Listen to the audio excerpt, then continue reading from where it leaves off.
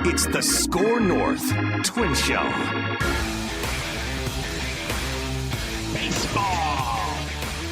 I woke up excited for Judd's random baseball take of the day because we got the World Series on the horizon. Yep.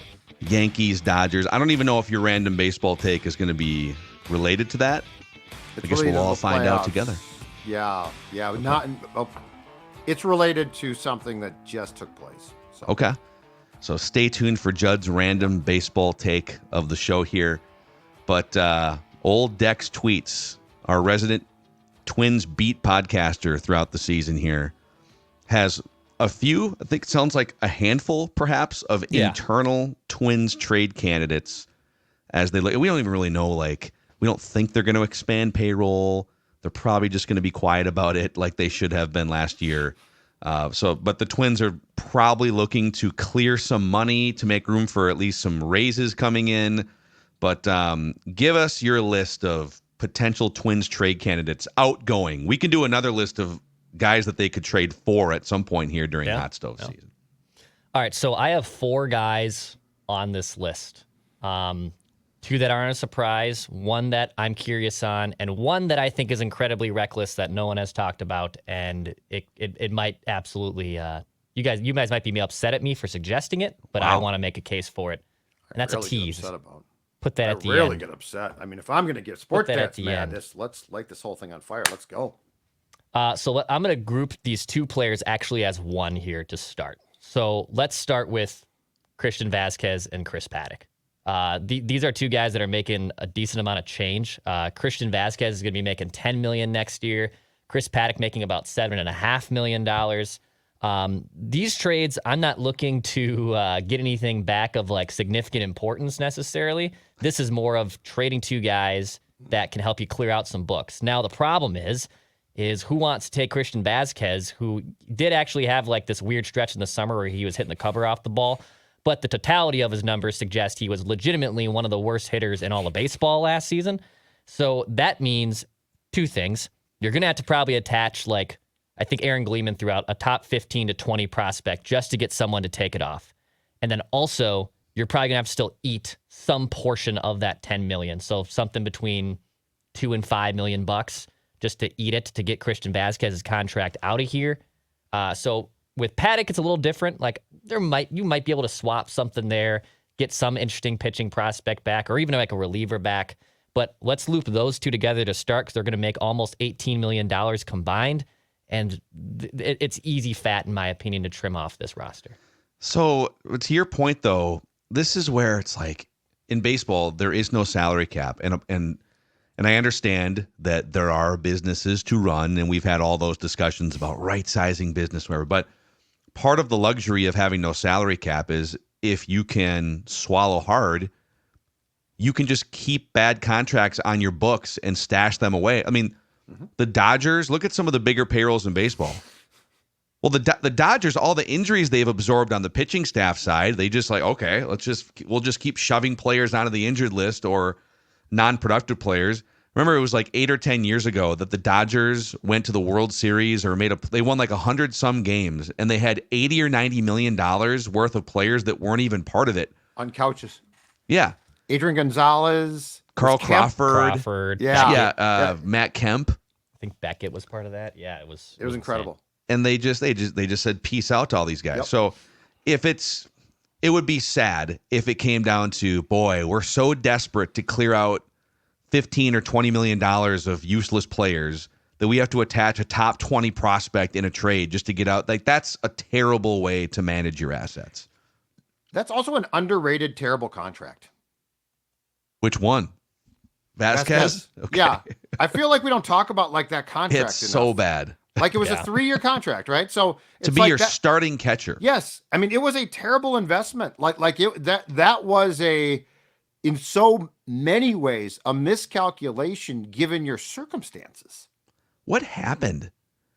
He's never been he had a couple good offensive years with the Red Sox. He's never. Yeah, he's won 2 World Series with 2 different teams. I think that was part of the pedigree there as well. And he made switches in season with Driveline, and he did he popped up for 4 or 6 weeks and was actually hitting the ball really well. It's just a terrible contract. But yeah, it was a bad, and also like optically, they deemed Ryan Jeffers not ready. Well, then just sign like a 1-year stopgap random backup catcher and let Ryan Jeffers develop a little bit more. Where now like Jeffers is your everyday catcher. Now Rocco does not believe in like back-to-back catchers. So like it's very rare unless it's playoff time. Like you're going to see Jeffers catch consecutive games or Vazquez catch consecutive games. So they're going to rotate these guys for like a 52 to 48 split. But at the end of the day, it's a horrible contract. Terrible contract. An underrated criticism of the Twins, I guess, over the past several years is they oftentimes seem caught off guard by injuries and performance that shouldn't be that hard to see coming. Yeah. And Christian Vazquez and Chris Paddack are two great examples of this, where they bring in Chris Paddack, 3 years ago, and he literally had a partially torn UCL going into the 2022 season. True. History of issues. And then, Christian Vazquez, I think there were some warning signs that is his offense good enough for a 3-year contract? Dex is right. Just signed a guy to a. And also, you're shocked that Ryan Jeffers was on the verge of being good. I mean, like players can make adjustments. It felt like they were out of touch with reality on both of these circumstances here. Also, Jair Camargo, he's been killing it in AAA. Legitimately, one of the most fun guys I've ever seen take batting practice. The dude destroys baseballs to all fields. Like one of those hilarious guys. Like you go watch BP and you're like, who is this guy? And Just Jair Camargo's hitting like opposite field second deck bombs. So yeah, in general, like I think Jeffers Camargo in a perfect world could be like their tandem going forward in 2025. On Paddack, so he's got the 1 year left, right? For 7.5, you said? Mm-hmm. I think the starting thing is just like that experiment. This is now the second organization that's tried to make Chris Paddack starting pitcher a thing. And durability wise, it doesn't work. And I would even argue effectiveness wise, it hasn't really worked since 2019. I mean, the last year he was really effective as a starting pitcher was 2019. It's funny because like the peripherals say that he was more effective in 2021 than just some of the like back of the baseball card stats. But then he tore his elbow and had to reset things. If you could convince me that that in 2025, Chris Paddack as a 29-year-old would be a lights out 7th, 8th inning guy, I'm in for it. But they've yet to really experiment with that because he's been exclusively a starter. So we don't know. They showed a little bit of that. That was their goal. Going into the playoff series last year, and he came out of the pen. So like they had to do that. But yeah, he as a starter, he's your class. He gets foul balled to death. Is when he starts. Like there's going to be 25 to 35 foul balls that'll eat up obviously 25% of his pitch count. So if he can be a reliever, I could be in on that too. Mm-hmm. Okay. Yeah. All right, second guy on this list. So this man was named the Twins MVP of this season in Wili Castro.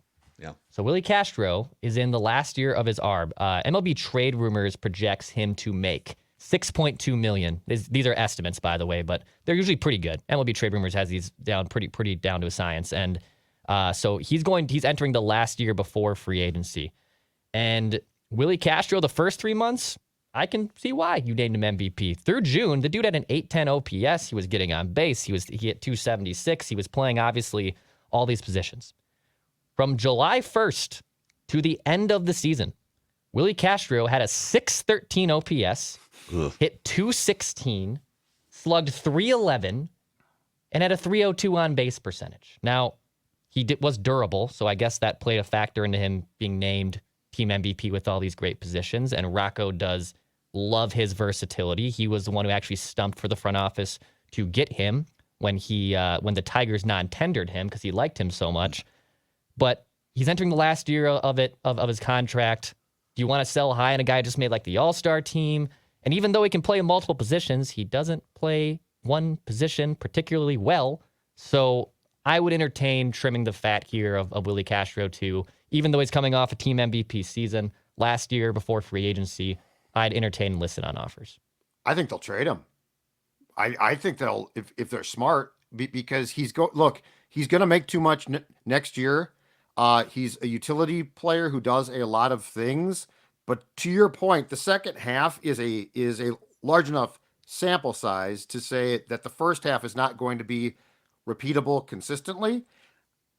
I think there's a very good chance that when he is named or presented with the MVP at the Diamond Awards this winter, he will either not be there or he will be there as a member of a different team. I think he's gone. This is a tough one because I know he was really bad in the second half of the season offensively, but his durability, his position flexibility, and when he is clicking offensively, make him really valuable. Like he's been a 2.5 and 3 wins above replacement player, which is a rock solid Major League Baseball player that on the open market would be worth 15, 18, $20 million a year if you went just off of like the WAR economics. He can steal bases. He can hit in different spots in the order. So he's the type of player that could really help a contending team. Oh yeah. And if you knew for sure the Twins were like ready to pop, you want a guy like Wili Castro on your team, especially for the regular season, because he can. If this guy gets hurt for a month, oh cool, we can just put Wili Castro over there. Oh, that guy, that guy's struggling at this position or needs to be sent down. Edward Julian, cool. We'll do this and put Wili Castro here. He's the ultimate Band-Aid. He is the modern Nick Punto, except even like a better version, I think, in some ways. Nick Punto was a better defender, but Wili Castro with his bat. You need guys like that on contending teams, but because he only has a year and a half left, he's getting a little more expensive. I think I agree. I'd probably try and leverage him to go get a top 20 organizational prospect somewhere that you can have as a trade chip later on. And don't forget, from what Joe Polite said at the end of the season, and until this team is sold, he said, or they leaked out, I should say, sources said, that they are not going to cut more payroll, but they're also, as far as we know, not going to increase it. So if you're not going to increase it, and guys, as you know, Pablo is going to be paid more, Correa, like you've got to cut from somewhere then. And this seems to me to be a guy that they're going to basically say, we're going to have to cut from here. Yep. Which sucks. Yeah, I'm telling you, if you're one of these contending teams, Wili Castro could be a great little piece. I could see him with a number of different teams that are like big money teams that would not blink an eye at like a $6 million. Like, whatever. Yeah. Oh, this is great. He's like Ben Zobrist. We can put him anywhere. Cool. Right. Sounds good. Yeah. Right. Yeah. And Rocco does love him. So I know as much as, front office worries about the roster and Rocco takes the manager or manages the players that he's given, I know he would stump like hell to keep Wili Castro too. So there is that factor. Mm-hmm. Okay. Final guy on this list. I kind of teased that this is more of a bombshell because it's never been thrown out there before, but I just want to throw this out there because I do think there is a small case to be made. And let me be clear, I don't want this to happen. I would prefer this not to happen. Reckless speculation. So, the Twins had a surplus of young arms in their starting rotation come up this year, right? Simeon Woods-Richardson looked great. David Festa looked great. Zebby looked good at times, probably still needs more minor league seasoning, but also they had to rely on these guys because of injuries too. But Simeon looked good. David Festa looked good. Pablo Lopez is your ace. He's not going anywhere, by the way. What do you do long-term with Joe Ryan? Now, he's under contract. He's still under team control for a bit. He's going to make about $3 million. I like Joe Ryan. In fact, his numbers are so damn good. He did miss time this year, obviously, with the tricep injury. He had a hamstring issue 2 years ago. Even though he has a home run problem, the dude still strikes out guys at an incredibly credible rate. Is Joe Ryan part of your long-term plans with payroll completely up in the air? If you were to trade Joe Ryan, and again, I don't want to do this, but if you were to trade Joe Ryan, you'd get a haul. You would get a haul. Would you right now, though? I think you would. Coming off he hasn't pitched since July. But when he has pitched, he's damn good. He was probably their most effective starting pitcher up until the injury. And even Joe was saying how, this was the best I have ever felt in my life playing baseball. And something just randomly, obviously, clicked with him where he had a tricep injury and and didn't linger into his lat too, which is big. Now we haven't heard any updates because the season ended a month ago, but it sounded like things were trending in the right direction for him still to be ready. But if he's not part of your long-term plans and you're paying Pablo Lopez a crap ton of money starting next year, and he is still like your staff ace and means a ton to that pitching staff and that clubhouse, where does Joe Ryan fit in your long-term plans? Would you take him into the season and up to the deadline potentially next July? My gut said I prefer not to trade him. So I don't think he's getting an extension. So I agree on, like, is he part of your long term? Because he's actually not a free agent until 2000. There's 3 more years of Joe Ryan team control. But that's what I'm saying. So let's say he's pitching well, and you're not in the race. Would you consider the trade at the deadline next July? Which I hate the idea, but I think Declan is a year early on this discussion. Because he's not that expensive in arbitration. He's got a couple $1,000,000 maybe in arbitration. Make almost 4, yeah. So, for the value he brings, especially if he can finish a whole season, I think with 3 years left of team control coming off, if you trade him now, teams are going to come back at you and be like, I mean, I don't know. He's like, is he durable? Like the dude, it's 2 years in a row where he's just like out for a long stretch. Because remember in 2023, he only missed like 3 or 4 starts or whatever it was, but he also pitched injured for 6 because he lied to the team. So he was injured for 2 months in 2023, and then he was injured for the last 2 or 3 months of 2024. I'd love to see him, if I'm running a front office here, I'd love to see him stay healthy for a year, build his value back up, and then trade him with 2 years left of team control if you're going to do it. I appreciate the reckless speculation. I think you're a year early on it, personally. Yeah, and, Bailey Ober's in a similar boat. Bailey Ober took a big step forward, and just in general, that's why I still, and probably why the ownership and front office still agrees, like, you have a front rotation of Pablo Lopez, Joe Ryan, Bailey Ober. Like, that's pretty solid 1, 2, 3 as it gets with, guys like Sim and David Festa probably rounding out the rotation. Now, you always need depth, and the Twins learned that the hard way once they lost Joe Ryan, that they had to rely on all these rookies, and they didn't acquire someone at the deadline. But you do have starting pitchers that are coming up here. And they always talk, Joe Polat specifically talked about this, and I know he's now phasing himself out of being the owner of the Twins, but if you want to be the Rays, like, this is how the Rays do it. The Rays trade a guy that has team control left, and they punt, and they restock the cupboards of prospects and just continue to churn them out. So, yes, this is premature. And again, I would prefer, if you were polling me, if for whatever reason Derek Falvey gave me a call and said, should we trade Joe Ryan, I would probably still say no, don't do that. But I would be curious if they want to continue to go down that path of building up prospect pools and always having a surplus, that would be the guy to do it. But it feels like they'd have, surplus-wise right now, it feels pretty comfortable. Yeah. I also, and I know the team is planning to be sold, I also wonder, especially this offseason in particular, how much you can do without pissing off a fan base that's pissed off more. Like Wili Castro, I think if you trade him, you're going to get some pushback, right? But I don't think it's going to be anything of real note. Like Joe Ryan seems like, I was thinking about renewing my tickets, but I was already mad, and now I'm definitely out. Like, I know that's not a baseball ops thing, but it's at some point in time, I feel like you can't get rid of some fundamentally important parts. And Joe Ryan's good. I mean, he's also good. He's not like a veteran guy who is long in the tooth and fans just like. He does contribute. Yeah, I think they pissed off so many people already. I don't think Joe Ryan moves the needle on fan opinion or perception. I mean, he's a good pitcher, but he's pretty far down the list. Now, there's a couple other guys on this team that I think we can devote separate episodes to, like what is the future of Royce Lewis? Sure. What is the future of Carlos Correa? And would they ever explore some sort of bombshell with someone that's not on the list that Declan just provided? The Correa, so I could see Correa eventually at some point in time saying, I didn't sign up for whatever you're doing, I'm not here for. But with what kept him out, you talk about a guy whose value is depreciated on the market. If I'm a team, I ain't taking that contract. No, that's his problem. Like he has to be sort of grateful for the Twins for even taking the risk that 2 other teams wouldn't. Exactly. So, all right, we have a list, couple guys. minutes left here. Yeah, it is a good list. Curious to see if you guys have thoughts, audience, in the YouTube comment section, the SKOR North Twins Show YouTube channel.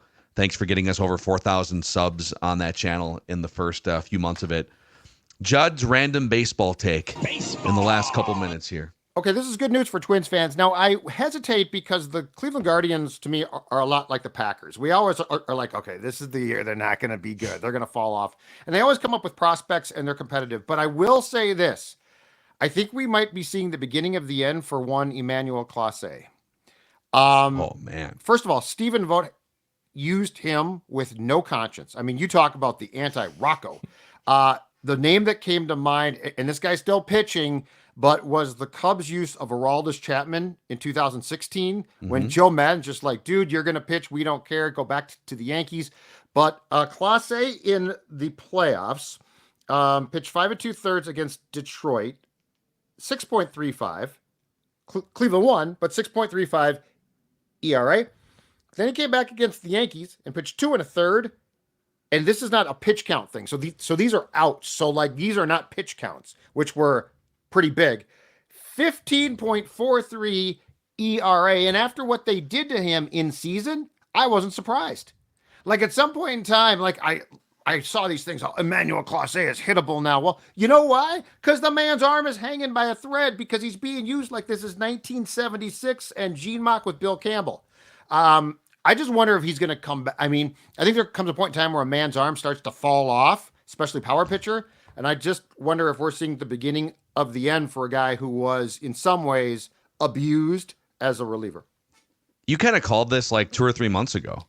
They used, like Dex would tell, like Or every game, one of you guys predicted that he would have like 4 blown saves or something. I did. I did not. No, it wasn't me. But I sat by Dex in the press box like for a week of games. And every game he's like, Clase's back in. I'm like, what? I mean, I will say and it is regular season award.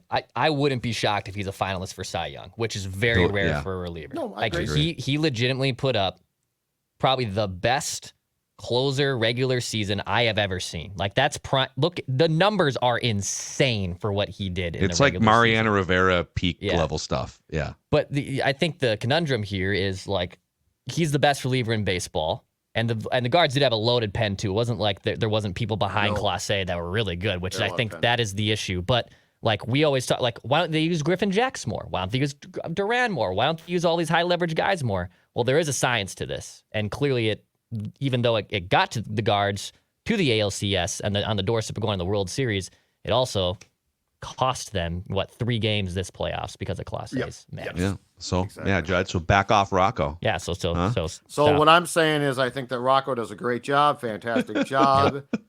And Stephen Vogt, you know what? Vogt's good. He is the modern day Dusty Baker. Just doesn't give a rip. Just has no conscience when it comes again, Dusty was good, but he didn't care. And Stephen Vogt doesn't care. And I think I'd rather have a tinge of that than the full-on make decisions at 2:00. You know, I agree with that. Eye test be damned. Hey, Clase! His arms like this. I can't even lift it. Can you throw left-handed? Can you throw opposite-handed? That's Judd's random baseball take of the day here. Let us know, too, if there's other topics you'd like to see us dive into throughout the off-season, hot stove season. If you have some reckless speculation, let us know. We'll keep you posted, too, on the ownership situation. Right now, it's just kind of no comment and all's quiet behind the scenes. We will hear from the hitting coach this afternoon, so be sure to tune into that riveting interview later on this morning, Twin Show. I'll tell you what I figure out. Love it, dude. All right, that's a wrap here on the SKOR North Twin Show. Enjoy Yankees-Dodgers World Series later this week.